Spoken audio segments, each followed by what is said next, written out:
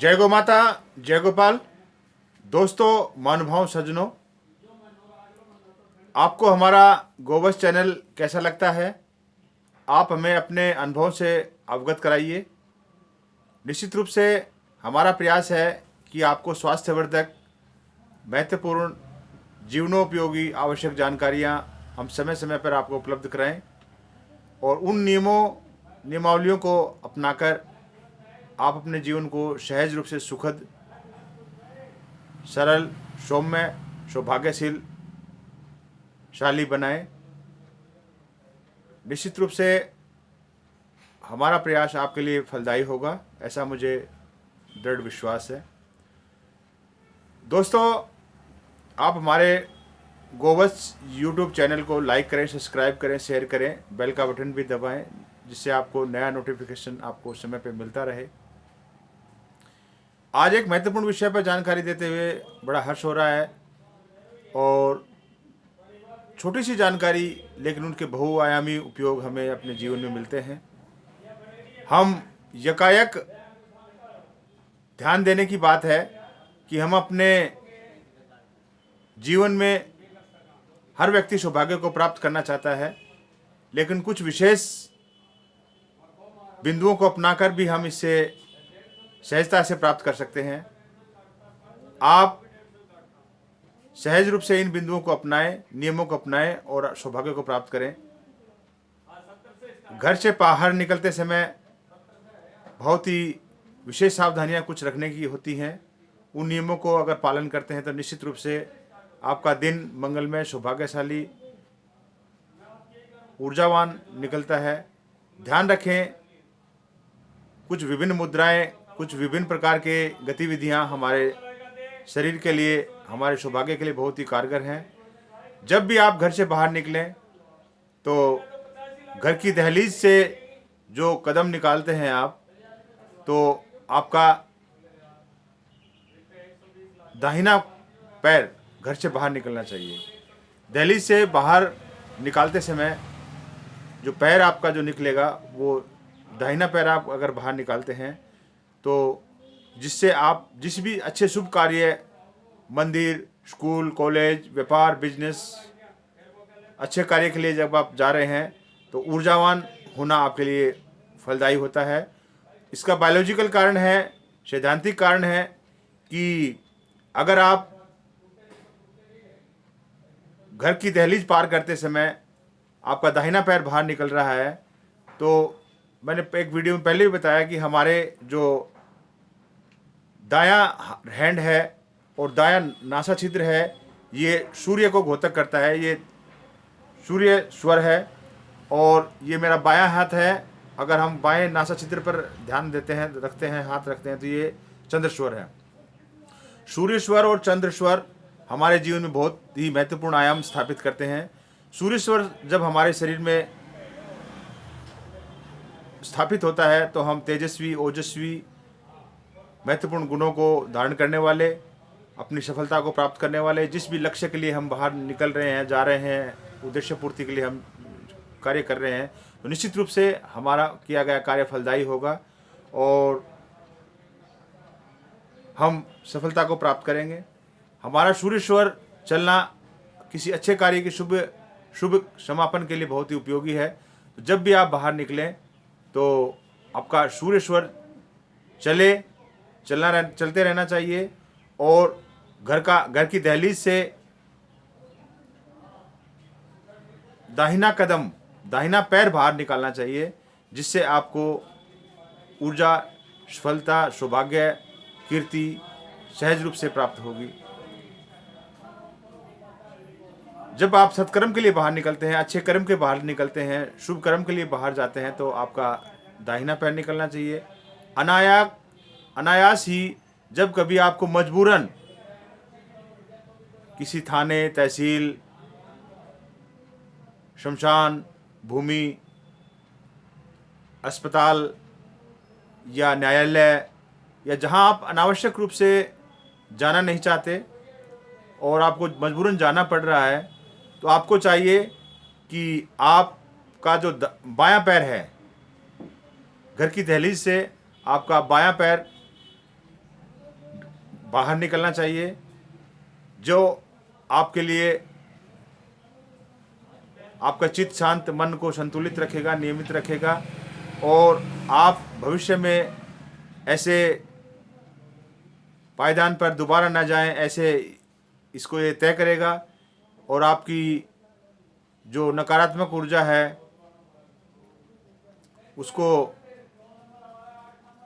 शांत करेगा, और आपको अनावश्यक रूप से प्रेशर भी नहीं आएगा। तो हमें चाहिए कि जब हम मजबूरन अगर कहीं बाहर से, घर से बाहर जाना पड़े जहाँ हम जाना नहीं चाहते, तो हम घर की दहलीज के से हम बायां पैर बाहर निकालते हुए आगे जाएं, तो निश्चित रूप से हमारे लिए फलदायी होगा। तो इसी प्रकार हम दिन में अनावश्यक रूप से ज़्यादा खड़े ना रहें, हमेशा बैठकर, नीचे बैठकर, कुर्सी पर बैठकर, स्टूल पर बैठकर, या जहाँ कहीं भी हम बैठकर ज़्यादा कार्य करें, क्योंकि भारत एक वायु प्रधान देश है। वात यहाँ अधिकता है, और वात रोग के लिए आवश्यक है कि आप ज़्यादा खड़े ना रहें, क्योंकि गुरुत्वाकर्षण शक्ति का सबसे ज़्यादा असर आपकी नाभि पर होता है, और नाभि पर इसका असर होना, गुरुत्वाकर्षण का, स्वास्थ्य के लिए ज़्यादा फलदायी नहीं होता, स्वास्थ्य के लिए ज़्यादा हितकारी नहीं होता। तो आप दिन में ज़्यादातर समय बैठकर, लेटकर, आराम करके या खड़े होकर कम से कम बिताएं, तो आपके लिए, स्वास्थ्य के लिए लाभप्रद होगा। आप अनायास ही चल रहे हैं, मूवमेंट ले रहे हैं, तो आपका जो पैर की जो एड़ी है वो पहले ज़मीन पर टिकनी चाहिए, फिर आपका तलवा टिकना चाहिए, और फिर आपके पंजे टिकने चाहिए। तो क्रमबद्धता ये हो कि जब आप सामान्य रूप से कहीं भी आ रहे हैं, जा रहे हैं, तो आपकी पहले एड़ी ज़मीन पर टिके, फिर तलवा टिके, और फिर पंजा टिके। तो ये चलने के लिए एक सामान्य सिद्धांत, जो हमारे शरीर, संपूर्ण शरीर के संतुलन के लिए बहुत ही आवश्यक व उपयोगी है। कई माताओं बहनों को अनावश्यक पीठ दर्द, कमर दर्द, पेट की गड़बड़ी आदि अनेक व्याधियाँ पुरुषों में भी होती हैं, विशेष रूप से माताओं बहनों में ज़्यादा होती हैं, क्योंकि देखने में आज पाया जाता है कि ऊंची हील की सैंडलें, चप्पल, जूते इत्यादि माताएं बहनें अनावश्यक रूप से, एक उनको साइकोलॉजिकल इफेक्ट रहता है कि ऊंची हील अगर पहनेंगी तो वो उनका आकर्षण ज़्यादा रहेगा, उनकी ऊंचाई ज़्यादा दिखेगी।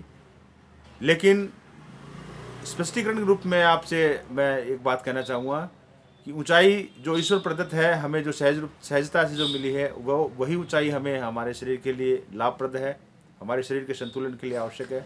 अनावश्यक रूप से जब हम ऊंची हील की सैंडल, जूते, चप्पल इत्यादि पहनते हैं, तो हमारे शरीर का चलने की जो प्रक्रिया है, हमें भय, शंका, शोक रहता है कि हम अनावश्यक रूप से गिर ना जाएं, और हमारे चलने का जो क्रम है, चलने की जो स्थिति है, वो भी असामान्यता रहती है।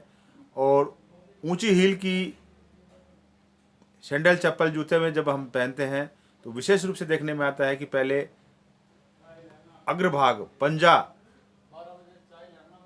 अंगुलियां टिकती हैं, और फिर उसके बाद हील टिकती है। तो ये क्रम भी उल्टा है, और स्वास्थ्य की दृष्टि से भी यह नुकसानदायक है। तो मेरा निवेदन आप लोगों से कि ऊंची हील की